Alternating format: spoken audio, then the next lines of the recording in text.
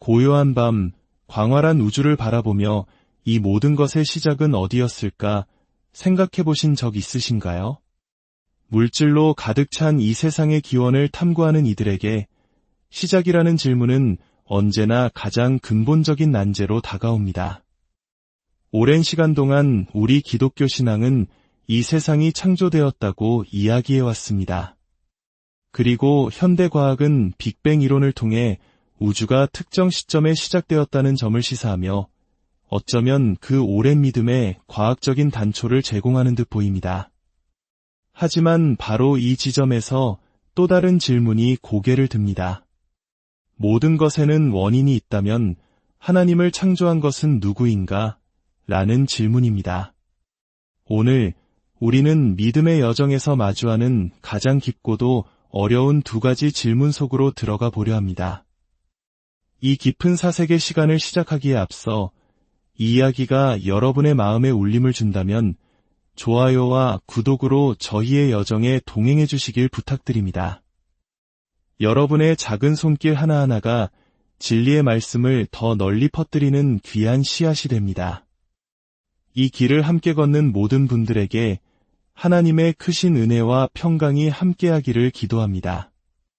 첫 번째 질문으로 돌아가 보겠습니다. 누가 하나님을 만들었는가? 이 질문은 언뜻 매우 논리적으로 들립니다. 원인 없는 결과는 없다는 법칙을 하나님에게도 똑같이 적용하는 것이죠. 만약 하나님이 우주를 창조했다면 그 하나님 역시 누군가에 의해 창조되었어야 한다는 생각입니다. 그리고 그 창조주를 만든 또 다른 창조주, 이렇게 무한한 질문의 고리가 이어지게 됩니다. 저명한 무신론자인 리처드 도킨스는 그의 저서 만들어진 신에서 이 질문을 핵심 논리로 내세웠습니다. 그는 이 질문이야말로 신의 존재를 논파하는 결정적인 증거라고 주장했죠. 하지만 잠시 멈추어 이 질문의 본질을 들여다봅시다. 누가 하나님을 만들었는가? 라고 묻는 순간 우리는 이미 하나님을 만들어진 존재, 즉 피조물의 범주 안에 가두어 버린 것입니다. 질문 자체가 이미 답을 정해놓고 시작하는 셈입니다. 만약 도킨스가 책 제목을 피조물 신에 대한 망상이라고 지었다면 어땠을까요? 아마 많은 사람들이 그 책을 사지 않았을 겁니다. 왜냐하면 우리 신앙인들은 피조물인 신이 망상이라는 사실을 굳이 그의 책을 통해 배울 필요가 없기 때문입니다. 우리는 그것을 우상이라고 부릅니다. 기독교 신앙의 핵심은, 그리고 유대교와 이슬람교 역시 마찬가지로 하나님은 창조되지 않았다는 것입니다. 요한복음은 이렇게 시작합니다. 태초에 말씀이 계시니라. 이 말씀이 하나님과 함께 계셨으니 이 말씀은 곧 하나님이시니라. 말씀이신 하나님은 창조된 것이 아니라 태초부터 이미 계셨던 분입니다. 따라서 누가 하나님을 만들었는가?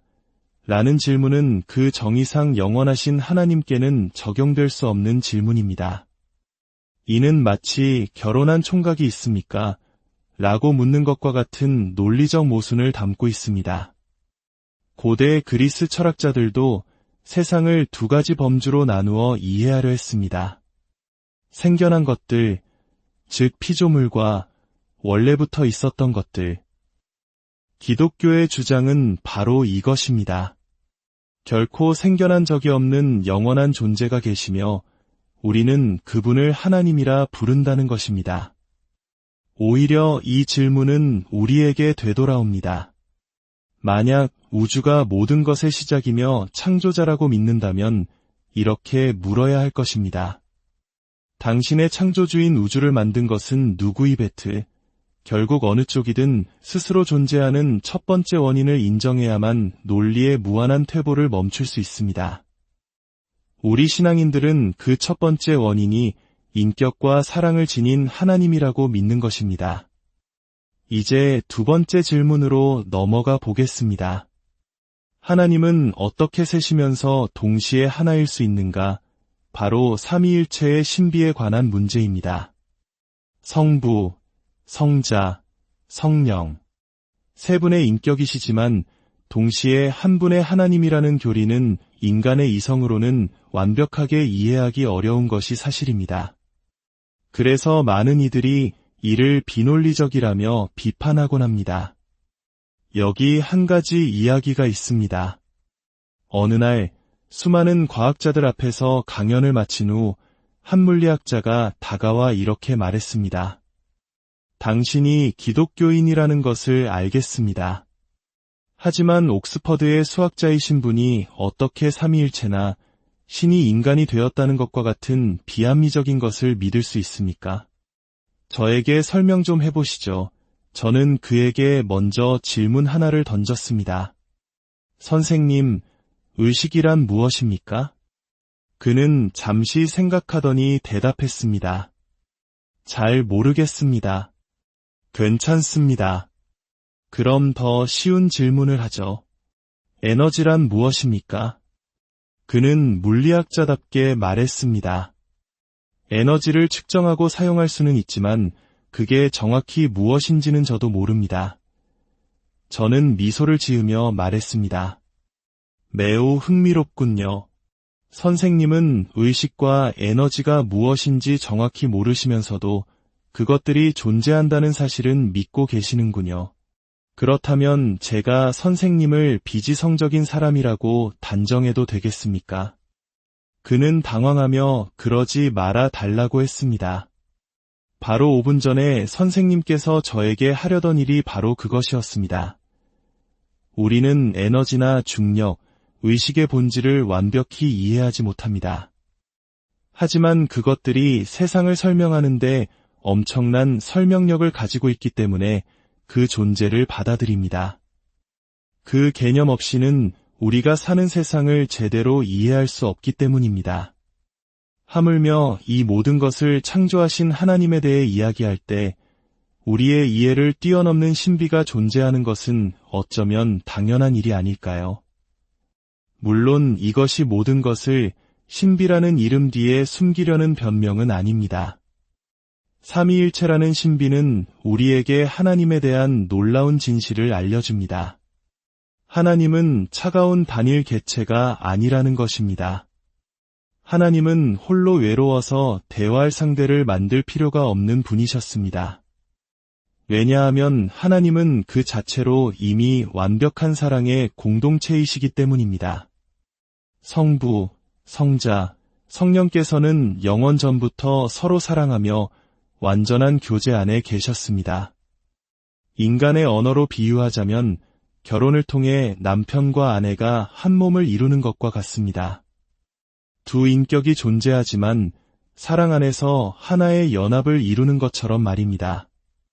삼위일체의 신비는 우리 인간의 이해를 초월하지만 그 안에는 이 세상을 창조한 힘이 바로 관계와 사랑이었음을 보여주는 장엄한 메시지가 담겨 있습니다.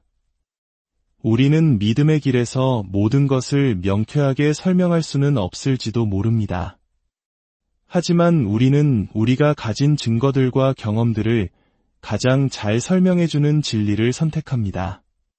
하나님께서 인간의 몸으로 이 땅에 오셨다는 사실, 그리고 세위격이 한 분 하나님이라는 신비는 차가운 논리를 넘어 우리를 향한 하나님의 무한한 사랑과 구원의 계획을 가장 완벽하게 설명해주는 열쇠입니다. 오늘 나눈 이야기들이 여러분의 마음에 깊은 울림과 생각의 씨앗을 남겼기를 바랍니다. 신앙의 신비 앞에서 겸손히 무릎 꿇을 때 우리는 비로소 우리의 이성을 뛰어넘는 하나님의 더 크고 놀라운 지혜를 발견하게 될 것입니다. 여러분의 삶의 모든 여정 가운데 창조주 하나님의 영원하신 사랑과 우리를 위해 이 땅에 오신 예수 그리스도의 은혜, 그리고 우리 안에 내주하시며 힘을 주시는 성령님의 교통하심이 늘 함께 하시기를 간절히 기도합니다. 평안한 하루